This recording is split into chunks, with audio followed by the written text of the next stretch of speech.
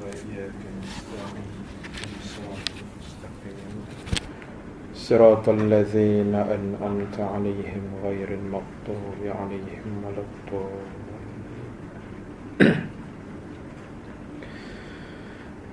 الحمد لله رب العالمين الذي أرسل رسوله بالهدى ودين الحق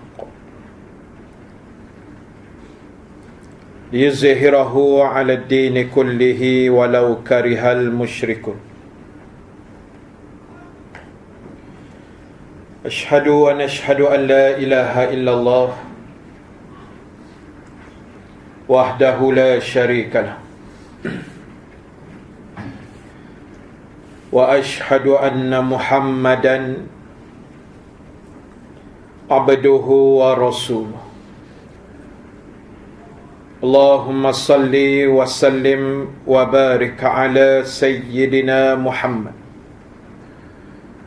صلى الله عليه وسلم وعلى آله وأصحابه أجمعين. اللهم فقهنا في الدين وعلمنا تأويل ولا حول ولا قوة إلا بالله العلي العظيم. أما بعد. Muslimin dan muslimat, hadirin dan hadirat yang dirahmati Allah sekalian. Alhamdulillah, kita bersyukur kepada Allah Subhanahu wa taala dengan izin daripadanya kita dapat sama-sama bertemu dan berhimpun sekali lagi pada tengah hari ini. Mudah-mudahan diberkati dan dirahmati Allah Subhanahu wa taala. InsyaAllah pada tengah hari ini kita akan sambung lagi perbahasan dan perbincangan menggunakan kitab 22 Dosa Hati Manusia. Dan kita masih lagi dalam membahaskan tajuk yang ketiga, muka surat 16. Masih lagi membahaskan tentang tajuk bakhil yang boleh bersarang di dalam hati manusia. Dan kita dah bincangkan sebahagiannya pada kuliah sebelum daripada ini. Dan kita sambung bacaan kita pada muka surat yang sama, muka surat 16, perenggan yang kedua daripada bawah. Kebakhilan seseorang itu biasanya kerana takut hilang hartanya, jatuh miskin, atau akan berkurangan hartanya. Inilah antara sebab kenapa manusia sebahagiannya pada hari ini, apabila dianugerahkan Allah Subhanahu wa taala dengan harta kekayaan yang banyak, na'udzubillah min zalik, mudah-mudahan Allah menjauhkan kita daripada sifat ini. Bila hartanya dah banyak, akhirnya timbul penyakit bakhil. Dia jadi bakhil ni sebab apa? Antaranya kerana takut hartanya hilang. Ialah ibarat kata dah penat longgok bekerja, bersengkang mata, tiba-tiba hilang harta tu. Orang kata dah berpenat lelah, tiba-tiba habis begitu saja. Jadi itu antara faktor menyebabkan seorang itu menjadi bakhil. Kemudian kerana takut jatuh miskin, dah longgok banyak, akhirnya bakhil. Kerana memikirkan kalau disalurkan wang ringgit tadi akan menjadi miskin. Itu faktor yang kedua. Ataupun yang ketiga disebut tadi, akan berkurangan hartanya. Memanglah bila dah orang kata sedekah jariah ni, Bila harta kita ada banyak mana pun, bila kita labur, bila kita infakkan dia, kita belanjakan dia, bermakna secara fizikalnya harta tu akan kurang. Tetapi kita kena pandang dari sudut yang lain. Keberkatan Allah akan menggantikan semula dengan yang lebih baik. Tetapi bagi orang-orang yang bakhil ini, kalau bahasa yang lebih mudah kita boleh sebut, seolah-olah akal dia tu pendek. Dia memandang apa yang ada depan dia itu saja. Dia macam tak nampak di sebalik kalau apa yang dia korbankan harta tu. Dia nampak fizikal itu saja. Kalau hartanya RM1,000,000, dia nampak RM1,000,000 tu. Kalau boleh 24 jam nak peluk duit RM1,000,000 tu, tak nak 1 sen pun keluar. Sebab dia tak nampak di sebalik. Ini kalau kita belajar dalam sikit-sikit dalam ilmu-ilmu tasawuf, itulah benda dia. Dia tak nampak di belakang itu. Di belakang tu maksud dia di sebalik harta tadi sebenarnya ada Allah. Dia lupa yang dia dapat harta tu Allah yang bagi. Dan dia lupa juga sebenarnya yang boleh mengurangkan dan menarik harta benda dia tu Allah Ta'ala. Jadi sebab itu kalau kita baca sikit dalam bab tasawuf, kan, saya yakin tuan-tuan pun belajar juga bab-bab tasawuf. Tasawuf ni dia lebih kepada hati. Dia lebih kepada tarbiyah bagi mendidik hati kita. Ulama-ulama dalam ilmu tasawuf menyebut kehidupan kita ni ibarat macam kita memandang kepada sebuah cermin. Jadi dari segi ilmu tasawuf, hari ni kita belajar bab cermin sikit. Dari segi ilmu tasawuf, cermin ni ada 3 jenis. Yang pertama, cermin muka yang kita tengok tu lah, dalam bilik air, dalam bilik tidur. Jenis cermin ni bila kita pandang, kita nampak apa yang ada balik. Dia melantun balik. Cermin, jenis cermin muka ni, dia tak boleh tembus sebelah. Kan, bila kita pandang dalam cermin tu, apa kita nampak? Kita nampak muka kita. Kita tak nampak dah, sebelah sana tu tak nampak. Yang kita nampak bila tengok cermin lepas mandi tu, nampaklah muka kita, nampaklah hidung, mata, telinga, gigi kita. Itu yang kita nampak. Jadi dari segi pandangan ilmu tasawuf, cermin yang nombor 1 ni dia tak bagus. Untuk hati tak bagus. Sebab dia nampak diri dia saja. Dia tak nampak sebelah. Sebelah tu maksud dia Allah Ta'ala. Dia tak nampak. Bila kita pandang cermin muka, confirm kita nampak diri kita. Dalam tangan lah kita kata, boleh tahan juga muka aku macam Air Aziz. Nampak muka dia sendiri. Lawa juga muka aku macam Saloma. Kan, dia perasan sendiri. Sebab dia pandang tu, dia nampak dia saja. Ini bahaya dari sudut tasawuf. Sebab apa? Dia hanya rasa dia saja hebat. Dari sudut hati tu tak apa bagus. Kita dapat kapet baru ni, walaupun dah lama juga, fikir baru jugalah. Sebab pijak tu tenggelam juga rasa ni.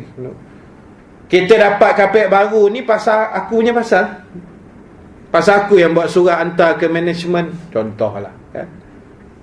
Aku. Surau ni jadi elok, jadual-jadual tersusun, aku lah. Nampak tak? Dia tak pandang dah orang lain. Dia tak ingat dah Allah. Itu bahaya cermin nombor 1 ni. Dia kira dia saja. Itu bahaya. Taman ni jadi elok pasal aku lah ketua kampung ni. Akulah pengerusi taman. Atau yang taman jadi cantik, landscape dia bagus, penduduk dia okey. Aku lah. Dia kira dia saja. Dia tak nampak dah orang lain. Dia tak kira dah Allah yang lebih hebat daripada itu. Ini cermin jenis nombor 1. Nama dia cermin muka, yang tak boleh pantul, tak boleh tembus pandang sebelah. Cermin ni dari sudut tasawuf amat-amat berbahaya. Sebab kita dah tak ingat Allah, kita kira kita seorang saja.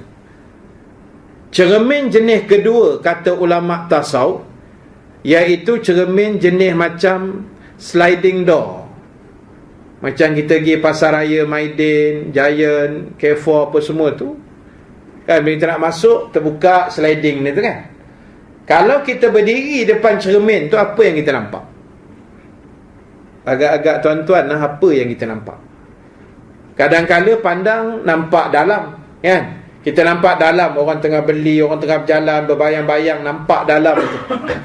Sekali-sekala pula pandang, nampak pula kita kat dalam cermin tu. Maknanya cermin yang kedua ni baik sikit lah daripada nombor 1 tadi. Sekali-sekala nampak sebelah, maknanya dia ingat Allah.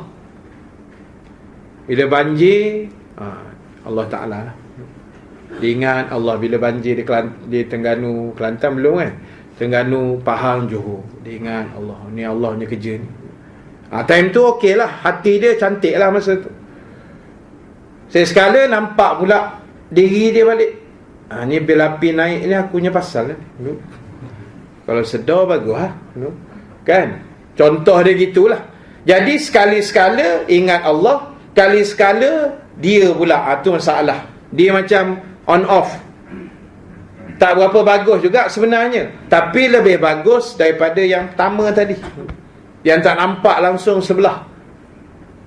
Dan cermin yang nombor 3 yang dianggap terbaik sekali dari sudut ilmu tasawuf, cermin yang bila kita pandang tak nampak kita, tapi nampak belah sana je. Ada cermin tu kan, kita pandang tegak depan tu, kita tak nampak pun bayang kita dalam cermin, nampak sebelah sana secerah-cerah. Ini orang yang hebat dari sudut hati. Dia kira kok mana pun Allah Ta'ala je. Dia tak kira orang dah yang ni. Contoh selalu kami sebut, contohlah sebelum ni Tok Guru Nik Aziz, contoh kan, dia jadi Menteri Besar Kelantan. Tak kira orang siapa pun yang datang bertamu dengan dia, dia macam tu je. Yang datang tu PM Malaysia ke, Menteri Besar negeri lain ke, buat ziarah jumpa dia ke, pakaian dia jubah serban tongkat tu je lah. Datanglah duta Amerika ke, duta Australia ke, duta asing ke, itu juga pakaian dia. Dia tak kira manusia, dia kira Allah saja. Ini dia panggil hati tu. Jadi tuan-tuan, saya sebut dah di mana-mana, kita kena build up hati kita. Hati ini kena, orang kata kena jadikan hati kita ni betul-betul bersih. Sebab kita nak buang ni, tajuk kita tengah hari ni nak buang penyakit bakhil, kedekut gila. Baru je semalam ke bila saya tengok cerita Haji Bakhil. Dulu semalam ke bila kan, dia, yalah, orang datang minta derma, bagi RM1. Kata budak-budak naik yatim tak pandai pegang duit banyak. Cikgu Murni datang boleh RM1,000. Kain 7 gulung. Nampak gatal orang tu. Watak tu lah. Tapi makna Piramli dah berjaya membawa betapa bahayanya penyakit bakhil tu dalam filem. Dia berjaya lah memberi kesan watak tu sampai kalau ada orang yang kedekut dekat tempat kita, memang kita tembak dia Haji Bakhil je lah. Kesan tu berlaku kan, watak tu hidup. Jadi sebab apa? Sebab Piramli dah nampak dah, filem-filem dia tu memanglah banyak memberi pengajaran kan. Kita tengok pun tak jemu. Sebab kemungkinan ada pengkaji yang buat kajian tentang watak ataupun peribadi Piramli ni, mungkin dia ikhlas bila dia buat filem. Tu yang kesan dia lama tu. Filem hari ni kesan dia berapa hari agak-agak? hantu bonceng, berapa hari kesan. Lepas merepek-repek tengok hantu bonceng tu, tak adalah kesan. Macam tu je lah. Kan, KL gangster ke apa benda lah, filem-filem Melayu ke, contoh dia di wayang tu, tak apa hari kesan dah. Tapi cerita P.Ramlee dah lah hitam putih, kan, gambar untuk apa comel, tapi dialog dia, kesan dia, watak tu hidup sampai hari ni. Mungkin kerana keikhlasan dia buat filem. Ada orang kaji. Sama juga macam lagu dia, dan termasuk lagu Allahyarham Sudirman Haji Ashar. Sudirman dah mati dah, tapi kenapa lagu dia hidup? Kita dengar lagu Salam Terakhir tu banyak kali, tak payah banyak kali lah, dengar sekali, kalau betul-betul feel, boleh menangis lagu tu. Itu lagu last dia sebelum dia mati kan. Kita tak tahu, tak apa nak angguk pula, macam ustaz pula lebih tahu bab artis ni. Kan, lepas ni berlaku wayang pula. Jadi tuan-tuan, itu lagu last dia kan. Lagu last dia dah rasa macam dia nak mati dengan penyakit yang dia tanggung tu, atau keluar lagu Salam Terakhir tu. Lagu dia balik kampung, hari-hari raya keluar, tak boring. Lagu raya moden dengar sekali dah buang lah, tak sedap. Tapi lagu raya semua evergreen, lama-lama punya tu sedap dengar. Lagu-lagu raya artis baru tak berapa masuk sangat lah kan, tak tahu kenapa. Benda tu ada orang kaji, dia kata mungkin sebab keikhlasan mereka, kan? Sebab zaman tu artis pun tak banyak, kan? Zaman hari ni dah macam cendawan tumbuh kan, bersaing cari duit apa semua. Tapi zaman tu mungkin kerana itulah nawaitu dia tu, mungkin keikhlasan dia. Sebab bila benda yang kita buat dengan ikhlas ni, dia akan memberi kesan. Sebab itu saya katakan tadi, hati kita kena betul-betul bersih, barulah kita akan rasa Allah tu ada dengan kita. Dan hati ni dia tak boleh langsung, tadi saya kata dia mesti bersih, dan dia tak boleh langsung ada apa yang dia panggil mungkin sifat keraguan, tak boleh. Apatah lagi fahaman-fahaman yang sesat, fahaman karut, fahaman tahyul, kefahaman-kefahaman yang songsang, yang menyerap dalam hati, tak boleh ada. Dalam hati kena betul-betul bersih. Kitalah manusia dia, pemilik hati ni, yang nak bersihkan hati kita, bukan orang lain. Sebab bila hati ni betul-betul bersih, saya dah sebut dah banyak tempat, bila hati dah bersih, barulah setiap perkara yang kita buat, kita akan rasa dia punya feel dia. Hari ni kita buat, tapi kita tak berapa nak rasa dia punya feel tu. Tuan boleh faham tak maksud saya feel dalam hati tu? Penjiwaan. Contoh dia ginilah, bila kita dengar ustaz ceramah, ustaz-ustaz kata Islam itu indah, dalam hati kita boleh rasa tak indahnya Islam tu? Itu maksud saya. Kadang-kadang kita bercakap aja tapi tak rasa pun nikmat indahnya Islam tu. Bila ustaz kata undang-undang Islam ni hebat, hati kita boleh rasa tak benda tu? Itu nak kena bersih hati baru dia boleh rasa.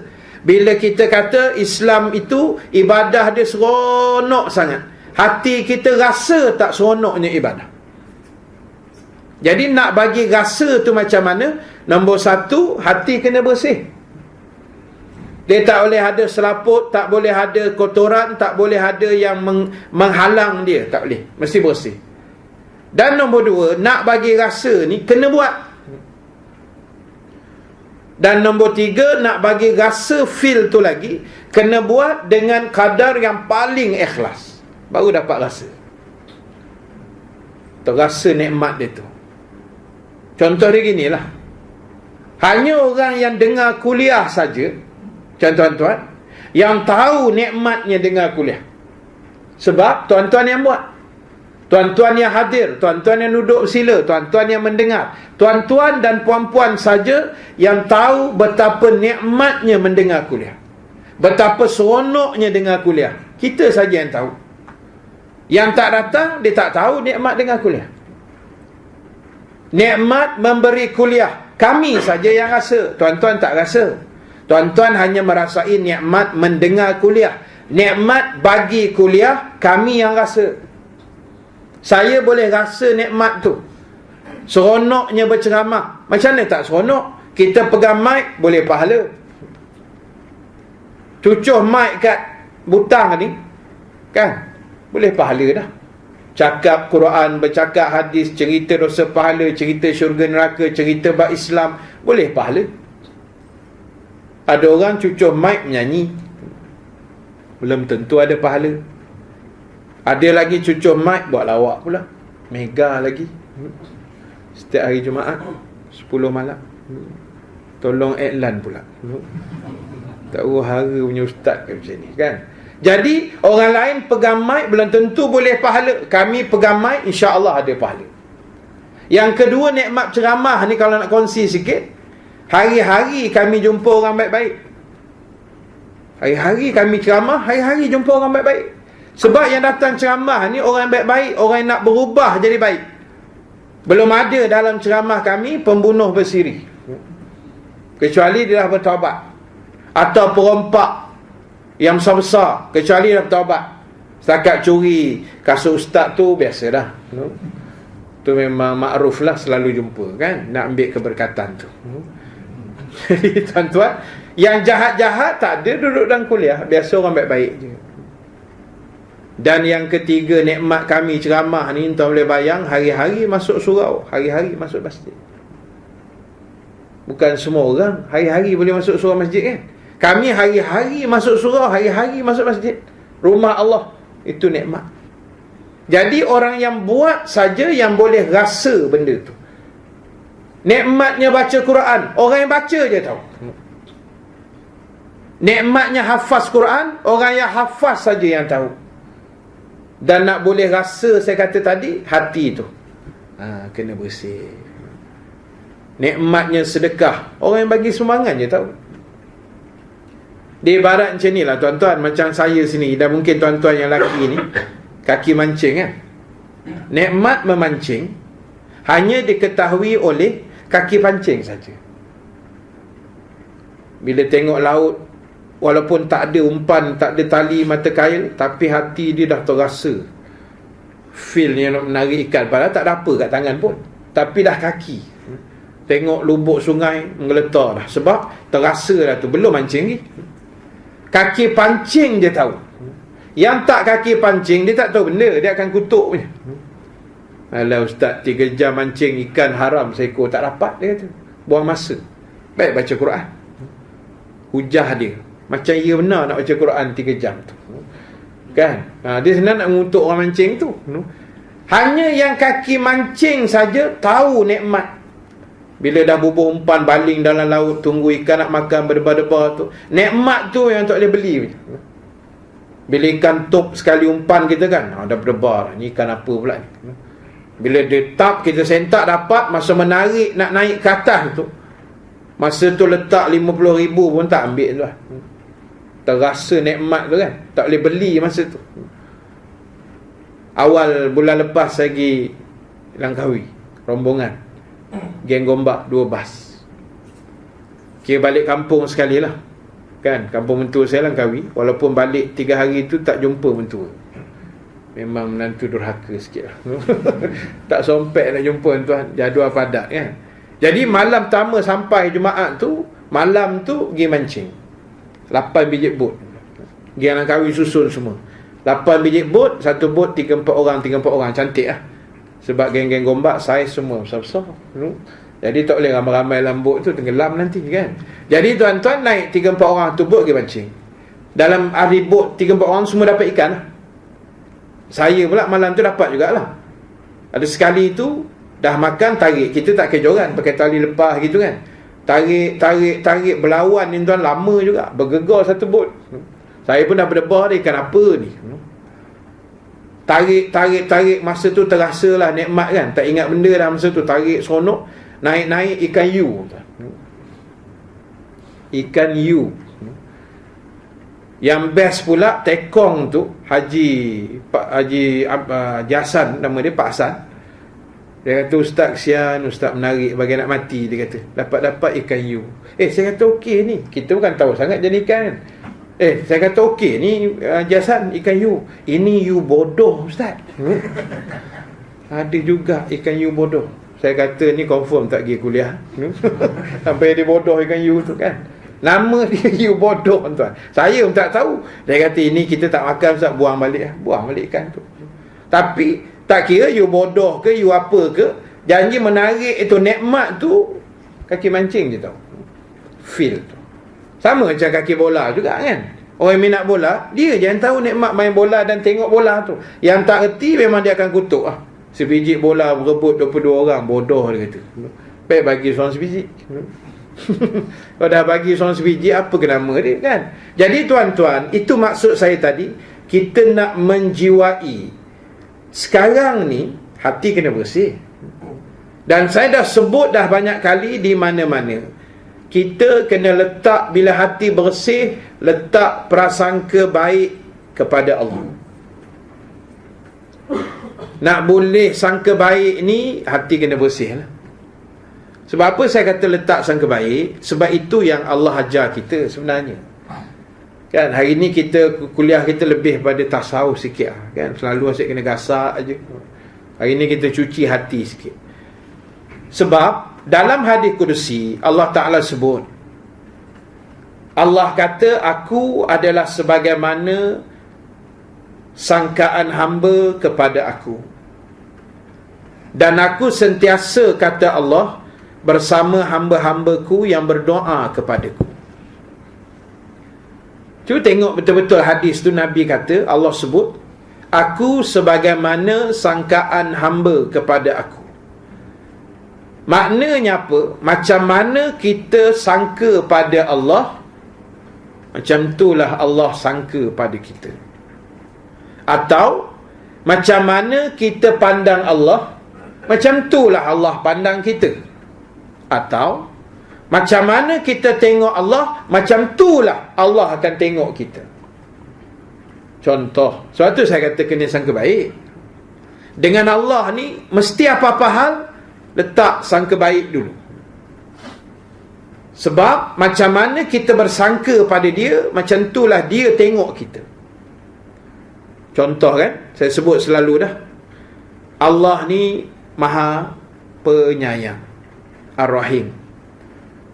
Allah ni Maha Penyayang. Kita kena letak sangkaan baik, Allah ni memang Tuhan yang Maha Penyayang. Kalau kita letak sangkaan baik macam tu, maknanya nanti apa akan berlaku? Allah akan sayang pada kita. Sebab macam mana kita pandang dia, macam tu dia pandang kita balik. Dia macam kita tengok cermin tadi lah, sama je. Kalau kita pandang Allah ni Maha Pengampun, sangka baik, Allah akan ampunkan dosa kita. Kalau kita pandang Allah ni Tuhan yang Maha Pemurah, dia akan murahkan rezeki kita. Jadi tuan-tuan, sekarang ni apa nak kena buat? Bersangka baiklah pada Allah. Bila buat sesuatu, letak sangka baik. Yang jadi masalah, jadi bakhil tak tentu arah ni, sebab dia tidak bersangka baik pada Allah. Sebab dia rasa harta tu didapat dengan titik peluh dia sendiri. Dia lupa ada campur tangan Allah dalam pencarian hartanya. Dan sebenarnya tuan-tuan, bila kita infakkan harta kita, sumbangkan, dermakan, bagi jariah dan sebagainya, itulah jalan sebenarnya Allah nak murahkan rezeki kita. Saya tak ingat saya dah sebut ke belum pada tuan-tuan, tapi saya nak ulang balik tengah hari ni. Biasa tuan-tuan selesai zuhur kejap lagi, tuan-tuan keluar, atas meja tepi tu ada tabung kan, untuk tuan-tuan bagi duit. Biasa tuan-tuan keruk duit masuk dalam tabung tu, apa tuan cakap? Tak cakap apa-apa kan? Diam je kan? Biasa tak cakap apa-apa, kita diam je, kita keruk RM5 ke masuk, kita niat je kerana Allah. Boleh tak hari ni kita cuba buat kelainan sikit? Ini bukan ajaran sesat tuan. Yang kata ustaz buat fahaman Syiah pula. Dah 2 bulan tak datang, balik jadi Syiah, dia kata. Kan? Aku masih ahli sunnah wal jamaah, kan? Jadi tuan-tuan, ini bukan ajaran sesat. Cuba tuan buat keluar duit. Saya bagi contoh lah, saya buat keluar duit saya, kan? Katalah saya buat keluar RM10.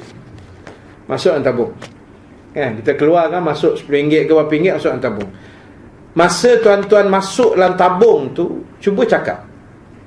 Sebelum ni tak pernah cakap pun, diam aja, kan? Ambil lah duit ni, kita bagi kat AJK tu. Ambil lah, dia pun susun elok. Cuma masa bagi tu, sambil kita niat ikhlas apa semua, cuba kita cakap, ya Allah, kau gandakan 1,000,000 kali. Berani buat macam tu? Pernah buat? Tak pernah, kan? Cuba buat tengok. Tu saya kata, ini bukan ajaran sesat ni. Dia kata dah 30 ustaz nama, tak pernah seorang pun mengajar. Tiba-tiba Ustaz Rahim pula suruh buat macam tu. Cuba tuan buat.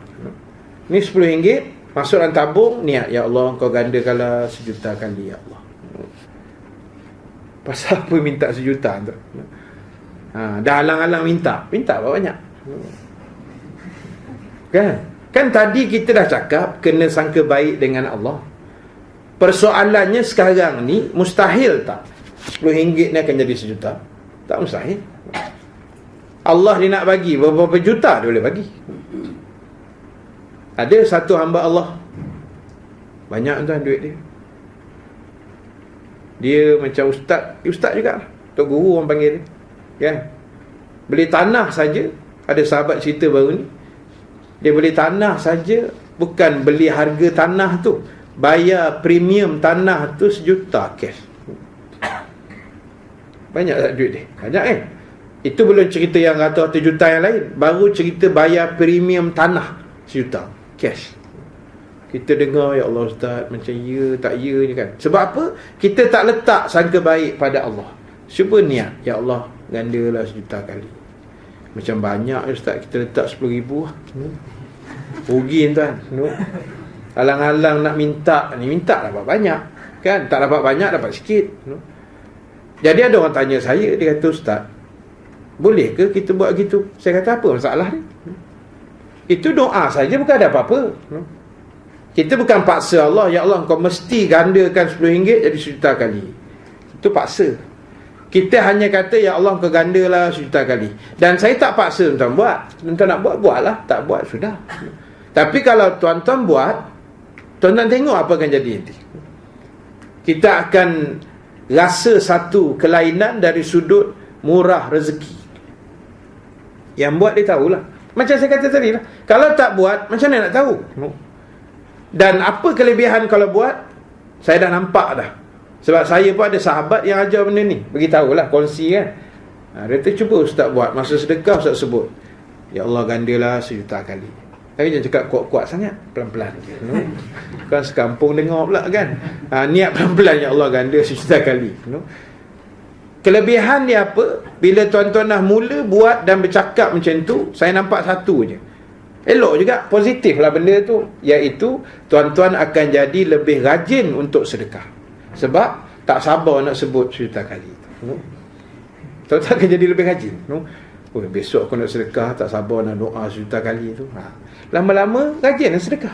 Itu je, kan? Tapi bila kita doa tu dah halang-halang minta, biarlah canggih sikit, kan? Inilah dalam, kalau kita belajar bab motivasi ni, orang kata, kan dia ada berfikir dalam kotak dan luar kotak, kan? Saya tak pandai sangat lah, tapi orang motivasi selalu sebut macam tu. Dia kata orang yang biasa-biasa, orang biasa ialah orang yang berfikiran di dalam kotak. Dan orang yang luar biasa ialah orang yang selalu berfikir di luar kotak. Tadi cerita cermin, ni kita cerita bab kotak pula. Canggih sikit kuliah hari ni. Jadi tuan-tuan, otak kita ni, dia ada otak kanan, otak kiri, tengah, belakang tu. Saya pun tak tahu sangat lah. Biasa kita fikir cara biasa, itu orang kata dalam kotak. Kalau fikir luar biasa sikit, itu namanya luar kotak. Tadi saya kata kita bagi sedekah duit biasa je, niat ikhlas, itu namanya dalam kotak. Bila hari ni tuan-tuan cuba, lepas bagi, ya Allah ganda 1 juta kali, itu luar kotak, lain sikit daripada lain. Macam tak apa faham je dalam kotak dengan luar kotak ni. Kita bagi satu contoh supaya boleh faham. 2 orang pergi merompak bank, kan? Dia pergi curi 2 karung guni buat balik. Sampai tempat pot dia mencuri tu, dia pun, kawan A kata, perompak A kata, jom kita curahkan duit ni atas simen, kita kira. Itu namanya berfikir di dalam kotak. Itu biasa. Pegang duit, kira. Itu semua orang macam tu. Tuan-tuan cucuk duit kat akaun bank pun kan, lepas cucuk mesti kira dulu. Takut mesin tu tipu ke apa kan. Cucuk 500, mesti kira balik. Oh, cukup 500, mau masuk wallet. Jumpa duit dan kira, itu dalam kotak nama dia. Kawan perompak B kata, tak payah kira sekarang. Nak tahu jumlah, kita tunggu berita pukul 8 nanti. Itu namanya berfikir di luar kotak. Boleh faham? Nah, buat apa nak kiranya? 2 guni kau larat, kau nak kira. Dia kata tengok je lah berita, 2 perompak berjaya melarikan wang sejumlah 2 juta ringgit. Selesai masalah. Tak payah kira kan. Itulah namanya luar kotak. Tapi jahat lah, jangan tiru pula. Tapi makna nak bagi gambaran dalam kotak dengan luar kotak.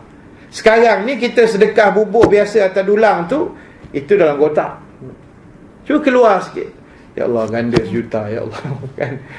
Kau tanya saya 1 juta aje. Jadi satu kawan ustaz juga, kalau jumpa orang lain mesti tak fahamnya. Soalan pertama dia akan tanya saya, dan saya tanya dia, Syekh malam tadi entar doa berapa juta minta? Orang mesti heran, ni bisnes apa ustaz ni juta-juta kan. Dia tak tahu tu doa je, bukan ada apa benda pun kan. Kita minta banyak sebab kan kita dah bersangka baik, Allah tu maha pemurah, Allah tu maha penyayang. Dia nak bagi orang kaya sekelip mata tuan-tuan, ya Allah, sekelip mata je, semua dekat dia. Dia nak bagi harta dekat si A sekelip mata jutawan, sekejap je, tak payah susah. Mawi boleh jadi jutawan, susah ke? Nyanyi je. AF3 menyanyi pun suara tak ke mana tak, kan? Masa itulah menari pun keras saja. Masa itu. Tapi sebab dia ni ada tarikan, kan? Kita panggil aura, gelombang dia ada tenaga. Sebab setiap benda dalam dunia ada tenaga kan? Dia ada tarikan, dia ada magnet. Sebab magnet yang ada dekat Mawi tu kuat, orang suka kat dia. Akhirnya semua orang cari dia. Ambil duta sampai tudung pun tudung Mawi. Pada orang lelaki tu. Sebab aura dia kuat, rezeki dia kat situ, lorong tu dah kena, Allah bagi kat dia, akhirnya dia jutawan sekelip mata. Pada Allah apa yang mustahil? Tuan-tuan keluar surau, tiba-tiba ada orang bagi cek 500,000, agak-agak percaya tak? Tak apa yakin ni gitu, hati kotor. Kena bersih balik tu. Rezeki Allah nak bagi tuan, dia tak kira. Kita nak boleh sangka ke tiba-tiba ada orang jumpa, ustaz ambil lah sampul ni, buka-buka 500, 1000, 2000, 10,000 atau cek dalam tu. Allah boleh buat tuan-tuan sekelip mata je. Tapi mesti atas keyakinan dan atas usaha yang tinggi. Usaha kena buat, tak boleh serah bulat-bulat, sebab kita tak tahu masa depan. Itu yang disuruh bekerja, disuruh usaha dan suruh doa dan tawakal. Sebab tak tahu masa depan. Kalau dah tahu kita ahli syurga, goyang kaki je lah, kan? Tak payah buat apa dah lah. Tapi sebab tak tahu kita ni calon syurga ke atau sebaliknya, atau yang pulun semayang, pulun datang kuliah, pulun sedekah. Jadi tuan-tuan, yang saya cerita buat sedekah tadi bukan nak paksa tuan-tuan buat. Tapi terpulang, kalau tuan-tuan rasa nak buat apa yang saya beritahu tadi, buatlah. Tak buat pun tak apa, tak ada masalah. Cuma benda tu dia just jadi satu doa saja, kan? Kita doa minta apa yang kita sumbangkan tadi, Allah gandakan berganda-ganda sehingga 1 juta kali ganda. Tak ada masalah. Dalam Quran pun Allah kata, wallahu yudha'ifu liman yasha'. Allah boleh ganda lebih daripada apa yang disebut dalam Quran. Lebih tu tak tahu berapa. lebih pada Allah, kita tak tahu banyak mana. Jadi sebab itu tuan-tuan, hati kena bersih. Dan penyakit-penyakit bakhil tadi kena buang. Baik, saya sambung sikit. Mencerita cermin dengan kotak aja kan. Baik, pada hakikatnya orang bakhil atau sayangkan hartanya adalah mereka yang mementingkan diri sendiri dan tidak ada tanggungjawab sosial dalam kehidupan. Sahlah tu. Orang bakhil dia kira dia saja. Kan? Nak bagi derma kat orang, takut lagi jadi miskin, harta jadi kurang. Maknanya dia tak ada tanggungjawab sosial. Dia tak ada connection dengan manusia yang lain. Dia kira dia saja. Jadi tuan-tuan, benda ni kena elakkan. Dalam Islam, orang yang memiliki ilmu, kepakaran, tenaga dan kekuatan, jika tidak diberi atau dimanfaat untuk keperluan orang lain, juga termasuk dikira bakhil. Tak kira, bakhil ni bukan RM1 saja. Kita ada ilmu, kita tak kongsi dengan orang, kita tak cerita dengan manusia, atau kita ada kepakaran, kan, kita tak publishkan pada manusia, kita tak kongsi, maka dikatakan itu juga termasuk dikira sebagai orang-orang yang bakhil. Jadi tuan-tuan, ambil semangat hijrah yang berlaku di zaman Nabi SAW, kita terjemahkan dalam kehidupan kita. Kita ubah diri kita ni. Sebab yang boleh ubah diri kita je, orang lain tak boleh buat. Environment keliling ni hanya menjadi pencetus semangat pembantu saja. Yang ubahnya kita dengan izin Allah. Kan? Kita nak berubah. Sebab itu tuan-tuan, amalan-amalan dalam Islam ni kita buat sebaik mungkin. Dan mana-mana kebaikan yang orang lain buat, kita support, kita sokong. Kecil atau besar, kebaikan itu kita raikan, kita sokong dan kita support. Sebab kebaikan-kebaikan ini mesti dibuat secara bersama. Dia tak boleh buat atas tiket individu, dia tak boleh buat atas sendiri-sendiri. Tapi kebaikan ni yang lagi cantik, kita buat sama-sama. Baik itu tuan-tuan, ibu-ibu yang dirahmati Allah sekalian, benda-benda macam ni kita kena faham. Dan tadi saya sebut, kita kena cuba sentiasa bersangka baik kepada Allah. Dan boleh tak satu lagi, sebagai penutup kuliah kita tengah hari ini, boleh tak satu lagi, kita cuba duplicate, pinjam, atau kalau istilah komputer dia, kita copy paste sifat Allah yang rasa sesuai untuk masuk dalam diri kita, kita ambil, pinjam yang sesuai. Contoh, Allah tu maha penyayang, kita ambil sifat penyayang Allah, kita jadilah hamba yang penyayang. Itu maksud saya. Ambil sifat Allah pengampun, masuk dalam jiwa kita, kita jadi hamba yang pemaaf. Ambil sifat Allah pemurah, kita jadikan diri kita hamba yang pemurah. Macam mana Allah pemurah, kita cuba tiru pemurah tu, walaupun kita tidak sepemurah Allah. Tapi at least sifat baik yang sesuai untuk kita daripada sifat Allah tu kita pinjam. Jangan ambil yang tak sesuai. Ada sifat yang sesuai pada Allah, tapi tak sesuai untuk kita. Allah tu contoh dia Al-Muntaqim, maha pembalas dendam. Jangan ambil yang tu, nanti kita jadi hamba yang pendendam. Macam orang Melayu kan, dia suka berdendam. Dia tak boleh gitu. Ambil yang sesuai untuk diri kita, pemaaf, pemurah, penyayang. Ini elok-elok untuk kita. Dapat boleh 3 ni pun tuan-tuan, besar dan rahmat. Sebab hari ni nak cari hamba yang pemurah ni ada, tapi tak banyak kan. Yang jenis pemurah betul-betul yang ikhlas, susah nak jumpa. Nak cari hamba yang penyayang pun ada, tapi susah. Yang boleh menyayangi semua makhluk-makhluk di dunia. Jadi oleh kerana itu, tugas kita hari ini, yang pertama sekali, lengkapkan diri kita dengan ilmu pengetahuan. Dengan ilmu-ilmu pengetahuan. Dan kita syukur pada Allah, alhamdulillah, kita ditakdirkan Allah duduk dalam negeri Selangor ini, ada satu kajian tidak rasmi dibuat. Di Selangor ni, surau dan masjid, kalau tuan-tuan jumlahkan, ada lebih kurang 2,000 lebih. Surau campur masjid, campur surau Jumaat ke apa semua sekali, ada 2,000 lebih jumlah bangunan dia. Dan ada kajian yang dibuat tiap-tiap malam di negeri Selangor saja, yang 2,000 lebih tadi, sepaling kurang tiap-tiap malam serentak di seluruh negeri Selangor berjalannya kuliah maghrib tiap-tiap malam, hampir 2,000 tempat. Maknanya satu malam di negeri Selangor, tiap-tiap malam ada 2,000 penceramah yang berlega-lega dalam negeri Selangor. Maknanya apa tuan? Maknanya itulah rahmat Allah Ta'ala bagi kita. Rahmat Allah bagi kepada kita duduk diam di negeri Selangor dengan proses pencarian ilmu yang hebat. Itu rahmat. Rahmat bagi YB dan Esko, allowance dia naik lah.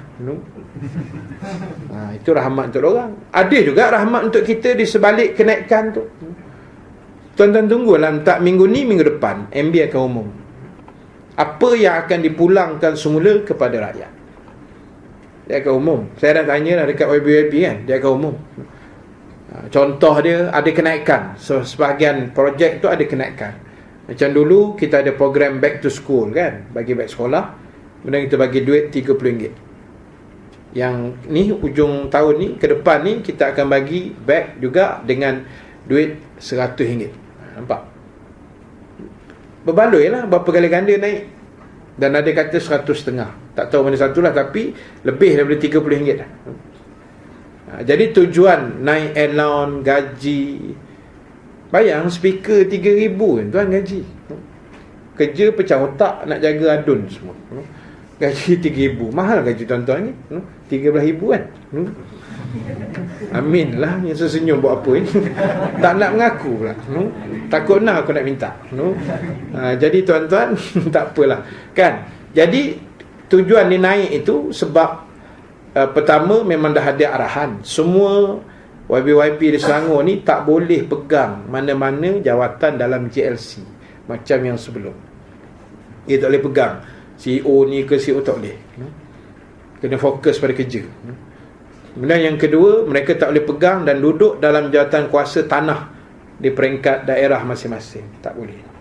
Sebab takut YB-YB pula pergi sapu tanah tu. Sebelum ni dah terjadi kan. Jadi MB dah susun tu. Sampai ke tahap kalau boleh dia tak benarkan YB ni sampai satu peringkat pergi malam-malam meniaga pasar malam pula. Tengok YB jual kuih tiaw goreng. Dia tak nak sampai tahap tu. Tu dia up sikit allowance tu supaya sebab kerja mereka itu saja, jaga rakyat, dan dia bagilah himbuhan. Tak ada masalah. Kan? Sebab mereka ni pula bukan jenis kaki rasuah apa semua. Jadi itu je semua pendapatan dia. Jadi harap kita bertenang lah. Kan? Kadang orang bawah bising juga, apa ni Ustaz naik 300 kali ganda kan. Nak buat macam mana tuan-tuan? Rezeki Selangor ni murah macam tu. Kan? Rezeki dia murah. Simpanan dana tunai tu kumpul pun berapa bilion.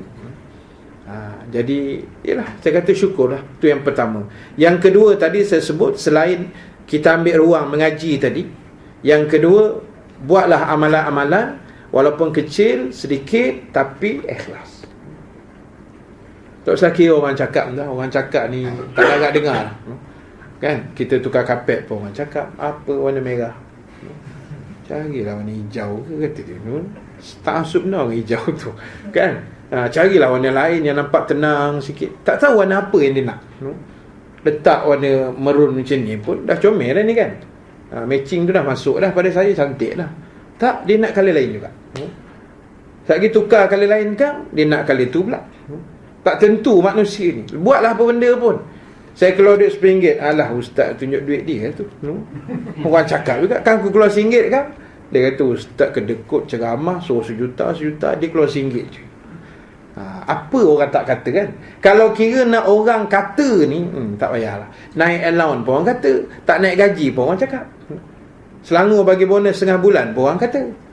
Tengah bulan Ustaz, bagilah 2 bulan. Kan sedap aja bunyi mulut tu.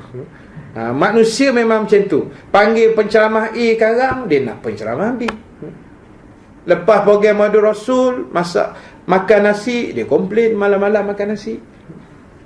Bila kita buat bihun, dia tanya nasi tak ada ke?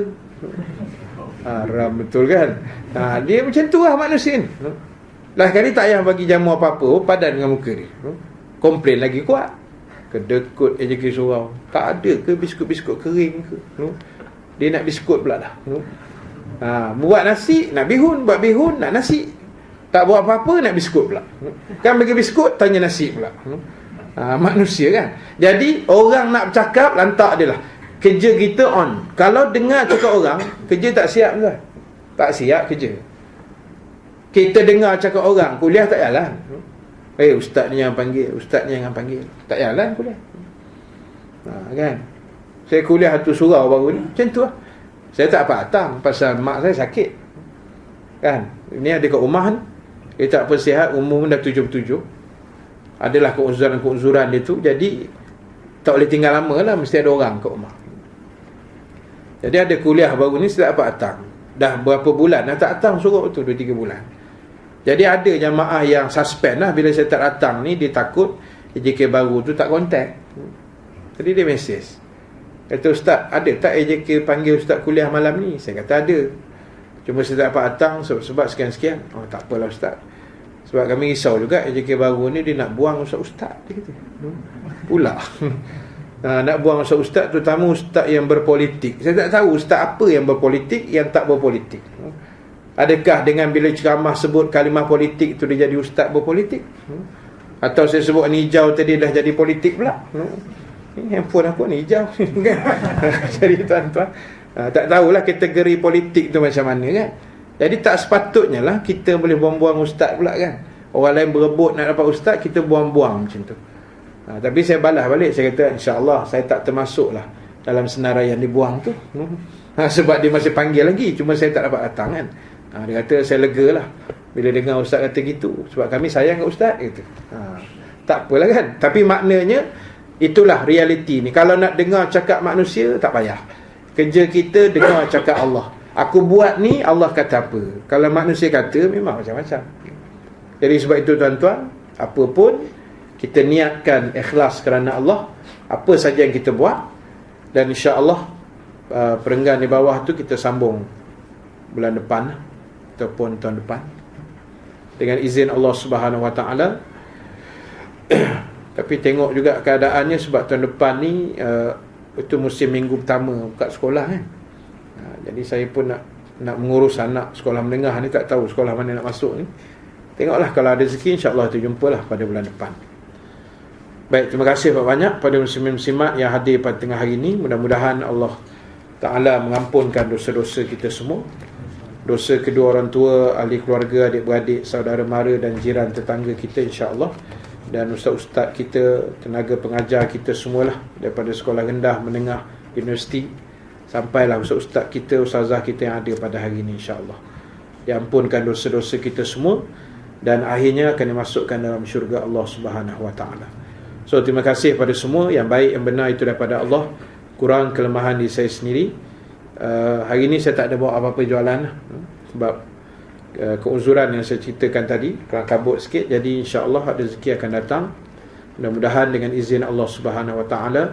Aqulu qawli hadza wa astaghfirullahal azim li wa lakum. Assalamualaikum warahmatullahi taala wabarakatuh.